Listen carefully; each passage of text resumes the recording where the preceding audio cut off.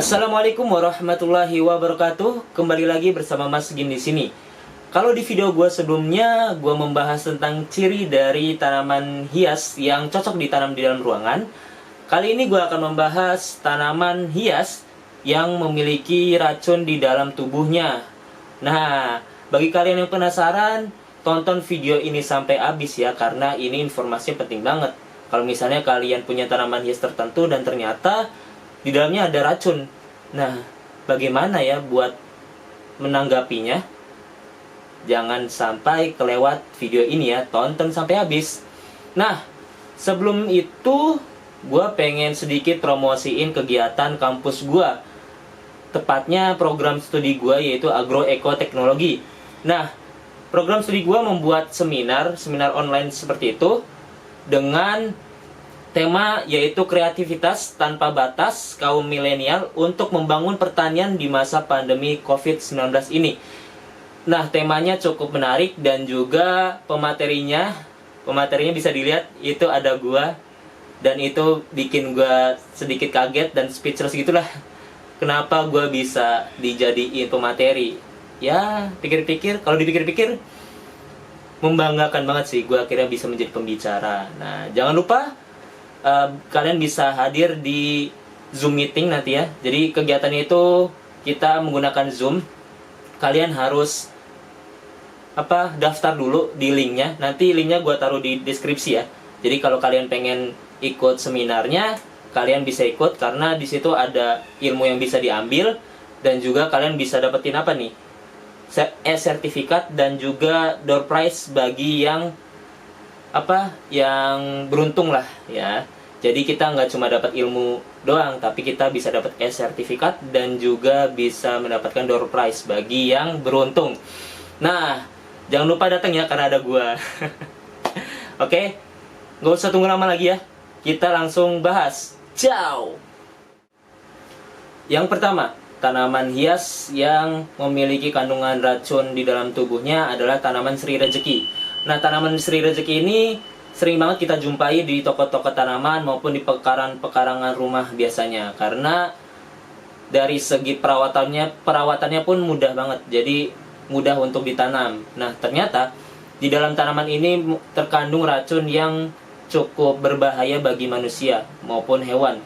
Karena di dalam tanaman ini, di dalam tanaman Sri Rejeki ini mengandung senyawa asam oksalat dan juga asparagin, yakni protein yang dapat menimbulkan sensasi panas ketika kita tidak sengaja mengkonsumsinya. Jadi tanaman ini sebenarnya harus dijauhkan dari anak-anak kecil. Biasanya kan anak-anak kecil kan biasanya suka geragatan gitulah, kayak makan, suka ngambil sesuatu terus dimasukin ke mulut ya kan. Nah, ini tanaman ini harus dijauhi dari anak-anak karena itu tadi, jika kita tidak sengaja memakan dan menelan tanaman ini akan menimbulkan efek panas di dalam tubuh sehingga akan merasakan kesakitan lah. Selain itu juga senyawa ini kalau misalnya terkena kulit itu bisa menimbulkan gatal-gatal. Nah, jadi kalian harus benar-benar kalau misalnya kalian habis megang tanaman ini, usahakan cuci tangan yang bersih sehingga bisa meminimalisir terjadinya hal-hal yang tidak kita inginkan. Oke, kita masuk ke tanaman kedua yang mengandung racun di dalam tubuhnya, yaitu tanaman daun dolar.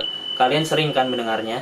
Nah, tanaman ini hampir sama dengan tanaman Sri Rejeki yang tadi gue bahas. Tanaman ini mengandung senyawa asam oksalat sehingga kalau misalnya kita megang getahnya secara tidak sengaja itu bisa menyebabkan gatal-gatal yang luar biasa.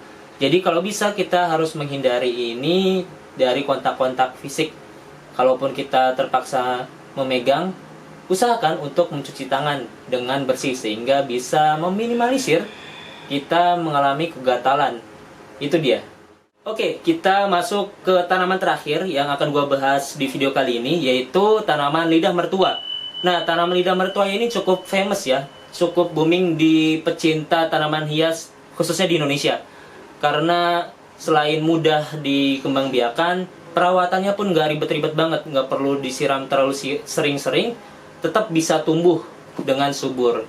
Nah, ternyata tanaman yang cukup famous ini mengandung senyawa saponin yang memiliki sifat insektisida. Jadi ini adalah insektisida alami si saponin ini, kandungan yang ada di dalam lidah mertua yang membuat tanaman ini tidak disukai sama serangga. Nah, jadi senyawa ini sangat menguntungkan bagi lidah mertua, tapi sangat merugikan bagi siapapun yang mengkonsumsi daunnya, baik itu hewan maupun manusia. Karena kalau misalnya kita mengkonsumsi lidah mertua ini, efeknya itu ke perut biasanya. Bisa sakit perut, diare, dan lain sebagainya. Jadi kalian harus tetap waspada, jangan sampai kalian malah nggak sengaja mengkonsumsi lidah mertua ini. Ya, yang pasti jauhkan dari anak kecil, karena biasanya anak kecil tuh tingkat keingintahuannya tuh sangat tinggi. Apa aja pengen dimasukin ke mulut kan. Nah, seperti itulah pembahasan kali ini tentang beberapa tanaman hias yang memiliki kandungan yang berbahaya bagi manusia. Semoga apa yang gua beritahu, apa yang gua kasih tahu kali ini nggak membuat semangat kita untuk berkebun di rumah menjadi longgar atau renggang, karena gue yakini setiap sesuatunya pasti ada positif dan negatifnya, tergantung bagaimana kita menyikapinya. Sekarang kita udah tahu beberapa tanaman hias yang memiliki kandungan yang cukup berbahaya bagi manusia. Maka dari itu kita harus pintar-pintar menyikapinya.